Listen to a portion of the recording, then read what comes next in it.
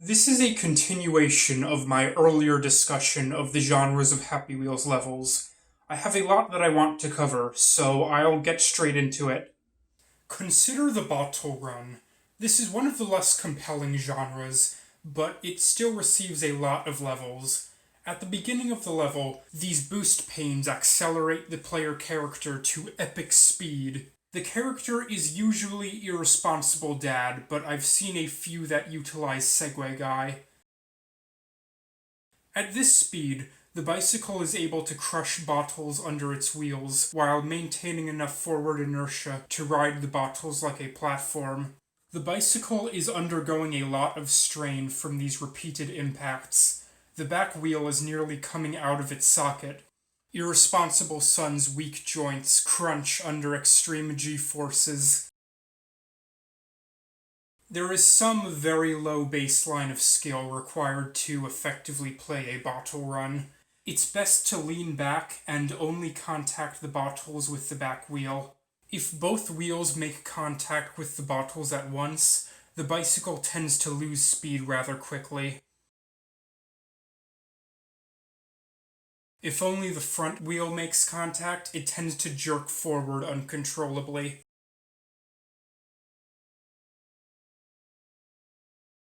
Basically, these levels suck. It's a cool technical demonstration to try out once, but that's all that it is. The gameplay is so extremely shallow. There's almost nothing that you can do to fundamentally change the gameplay. And there are tens of thousands of these. If you've played one bottle run, you've played them all. I've seen a few very slight variations of this model. This user made a kid run. Kids instead of bottles. Alright, that's about the limit of what innovation is possible within the confines of this extremely banal archetype. On to the rope swing. Jim Bonacci actually invented this type of level.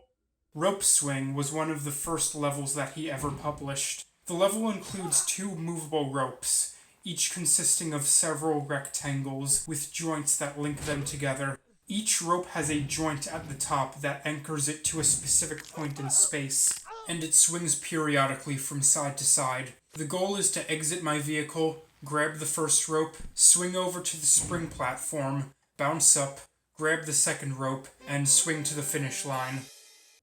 Yeah, I hate this level. That's not just me being bitter because it's difficult. Mechanically, it has a lot of problems. If I intend to swing correctly on the first rope, I have to be on the very last link of the rope. If I grab any higher, I'm at a shorter radius, and the character usually doesn't make it the full distance to the spring platform.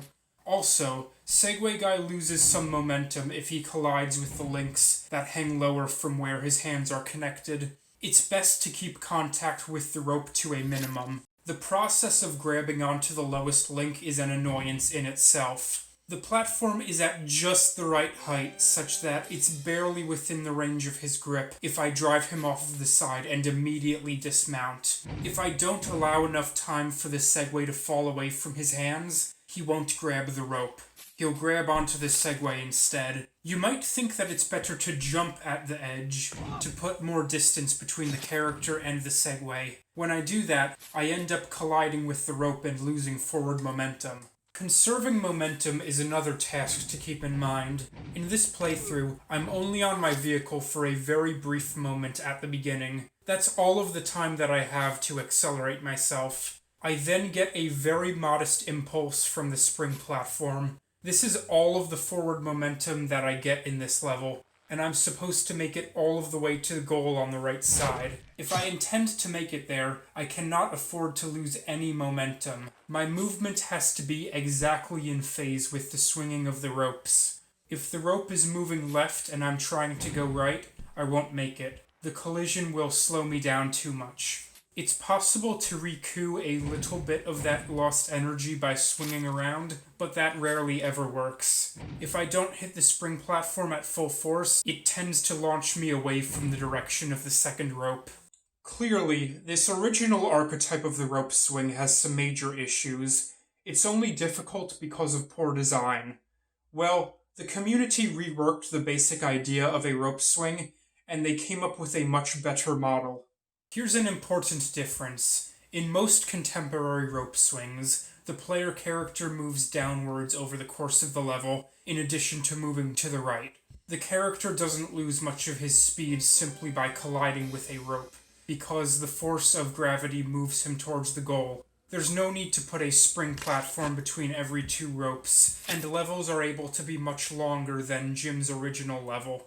In most rope swings, the ropes start in a sleeping position. They begin to swing freely when the player makes contact. This way, the time at which the player grabs the rope doesn't have to be extremely precise. These levels put much more emphasis on the understanding of when one should let go of the rope. The character swings from one rope to another. If he lets go at the wrong moment, he may miss his target. These levels can be challenging, but fair. Success is a matter of the player's reaction time and spatial awareness, and not on the arbitrary arrangement of several chaotic factors. Most rope swings feature ropes first and foremost. There aren't many other fixtures that consistently carry over into most rope swings. The conveyor belt is somewhat common. This isn't a swinging rope that has an anchor at one end. Instead, the rope forms a closed loop around two rotating circles. The character grabs on at one point, and the belt tows him around its circumference. There's a relatively new subgenre of rope swings that feature what the community calls a freeze rope. At the start of this level, the rope is not anchored to a specific point in space. The player is free to hold it and whip it around. If the rope passes through a specific point in space, it activates a trigger, which converts a link on one end into a fixed shape. It freezes the shape, if you will. Now the rope is anchored in place, and the player can use it to swing. The next genre that I want to discuss is the Pogo Jump. As Pogo Stick Man is difficult to control and his movement isn't precise, he's only ideal for very specific types of levels. Pogo Jump levels utilize this character's unique jump height. There are at least two distinct types of levels that use this name. In one style, there's one wall between the player character and the goal. There are a lot of hazards, which usually include mines and harpoon guns. The guns immediately fire upon Pogo Stick Man as soon as he crosses over the wall.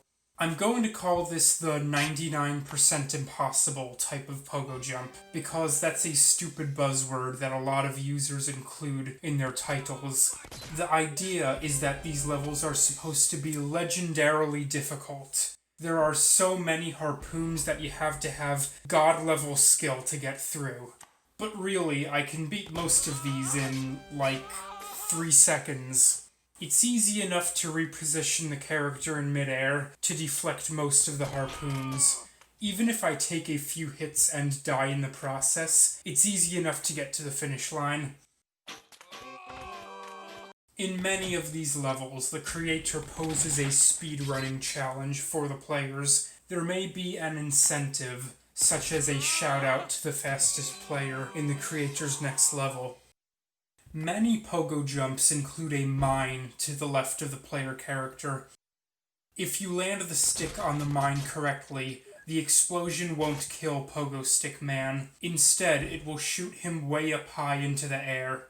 Once he reaches the zenith of this extended arc, he will quickly accelerate back down to the level. In many cases, this is the easiest way to survive the hazards. Pogo Stick Man is moving quickly on his way down. Often the harpoons don't even reach his position until he's already hit the finish line. This method is also advantageous for the fact that he is moving perpendicular to the direction in which the harpoons move. They aren't moving directly at him. If you choose to make a normal jump arc over the wall, there's a moment at which Pogo Stick Man has just crossed the precipice of the wall, and he's within range of the hazards. He's moving to the right, in the direction of the harpoons, and he doesn't have much vertical velocity that would be useful in an evasive maneuver. This is often the area where the character dies in a Pogo Jump. If you choose to use the mine jump method, you should mind the fact that you probably won't be breaking any speedrun records.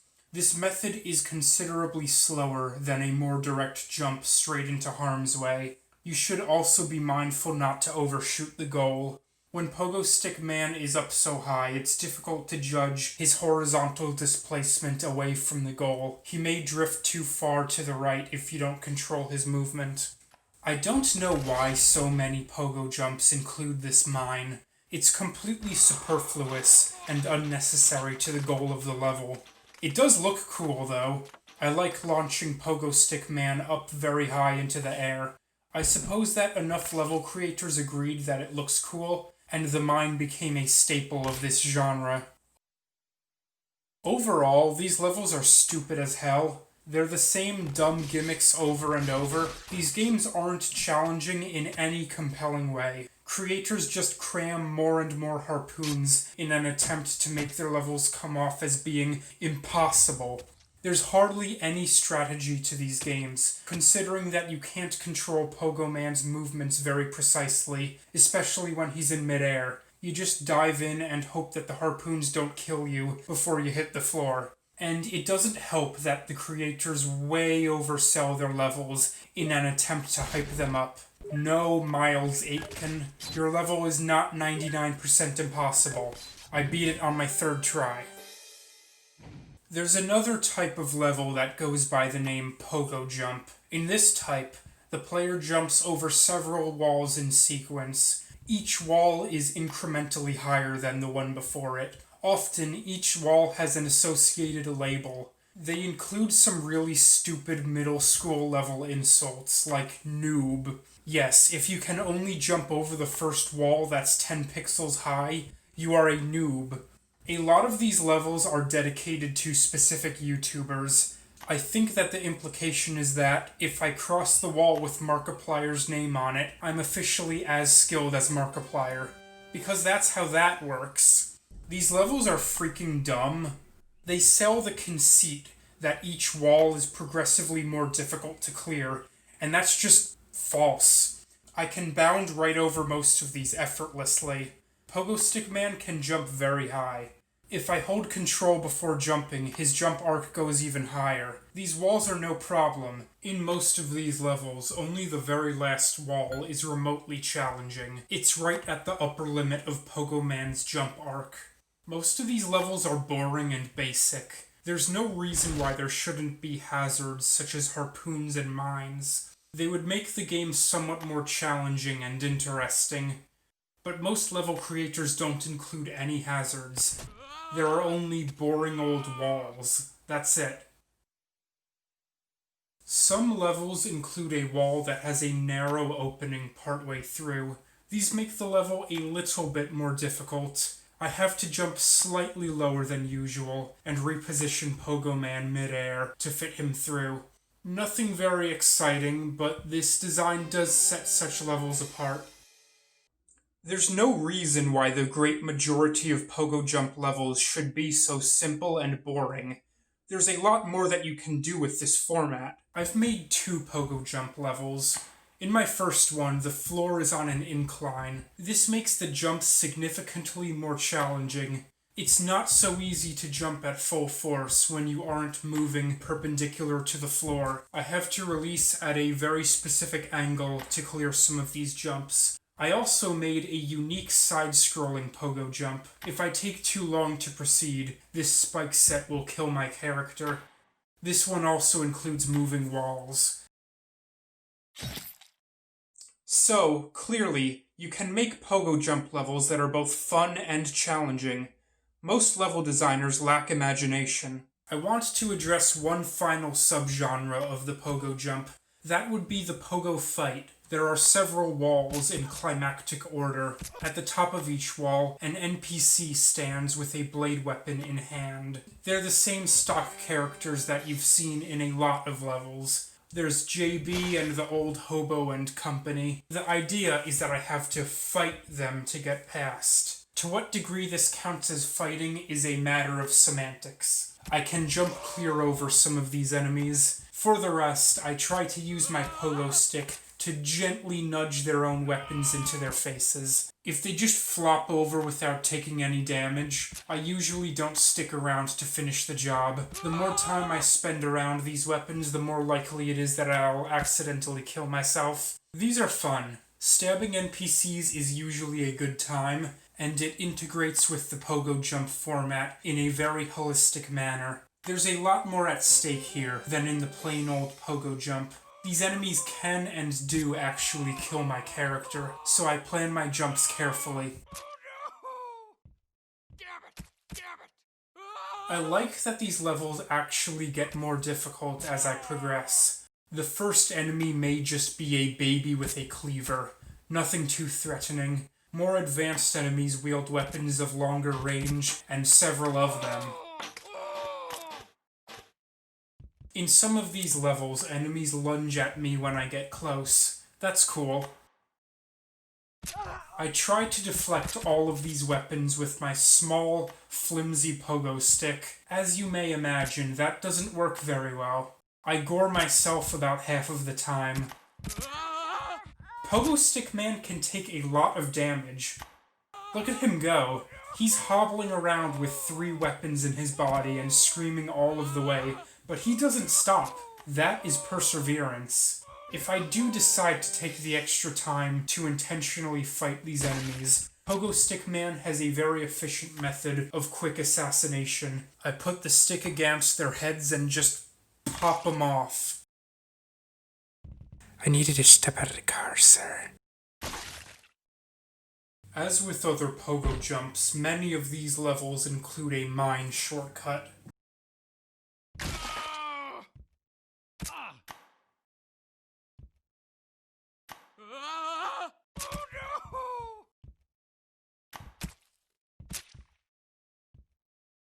Next up, we got trivia games. Here's how they work. There are multiple questions throughout the level, each displayed with a text box. The level provides multiple choices for each question, each corresponding to a path. You're supposed to go down the path that corresponds to your chosen answer. If you choose correctly, you get to go on to the next question. If you choose wrong, the playthrough is supposed to end. The path may just be a dead end, or it may contain some hazard that kills the player, such as mines or harpoon guns. The most common way to represent diverging paths is with multiple holes in the floor. If there's no covering over the holes, you may have to precariously jump over one or more holes to get to the one that you want. That's annoying. An easy way to fix this problem is to put glass in the openings. I roll up to the passage that I want to take, and I jump to shatter the glass. If the level designer didn't plan the design too carefully, I can use this glass to my advantage. If the stage hazards include mines, the falling glass shards will trip them off. I can break the glass, quickly jump away, and wait for the sound of the explosion to tip myself off to a wrong answer. It's even possible to jump off of a mine and escape a dead end after I've already fallen in. Mines are not an ideal hazard for a quiz game, but a lot of level creators use them anyway. Harpoon guns pose their own issue. They take up a lot of space, so it's necessary to make the passages especially long and put the gun farther down from where you would put a mine, if the gun is to stay out of sight. A lot of level designers don't account for this very conspicuous weapon. If I start moving the character immediately, before the screen has time to pull up all of the way, I can often see the hazards well ahead of time. There are other formats of the quiz level which correct for some of these flaws. In some levels, the options appear as buttons that the player can click. Click-activated triggers are a somewhat recent addition to the toolset of Happy Wheels, and the format never caught on widely. The format with the glass and the diverging paths is very well established. By definition, a trivia game can be about any subject. You can just make up any type of question. It's not too complicated. By far, the most common subject is Minecraft. I've found some weird ones in my research. Here's a quiz about some random kid on the internet. Favorite game? I don't know. Happy Wheels? How the hell was I supposed to know that? I'm going to guess Metagross because those other options are objectively garbage. Who the hell chooses Cast Form as their favorite Pokemon? Sometimes I click on a level with an English title, but the level itself is in not English. Oh no, I have been troleado. So that's how you conjugate that. There are many different linguistic clades that coexist on Happy Wheels. For the most part, we can play each other's levels just fine. Happy Wheels doesn't require a high degree of literacy. There's more of a language barrier when you consider quizzes like these. Well, I really intended to wrap up this subject over the course of this video, but I just don't know when to stop talking about Happy Wheels. It looks like I'm going to have to go for one more video. I'll hopefully have that up soon. Thanks for watching.